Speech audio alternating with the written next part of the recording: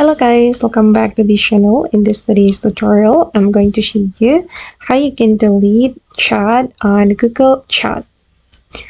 Okay, let's get into it guys. Here I have opened my Google Chat from my computer and I'm going to delete chat. For example here, I'm going to send a chat to this account and then I'm going to show you how we can delete it. If you want to delete the chat, you just need to click on these three dots and then you're going to tap on delete and then click on delete again and the chat will be removed from your room chat. And if you use Google Chat on your mobile phone, you can tap and hold on the chat and then you will get the delete app option just like this. If you tap and hold on the chat, and you can click on delete to remove the chat from your room chat.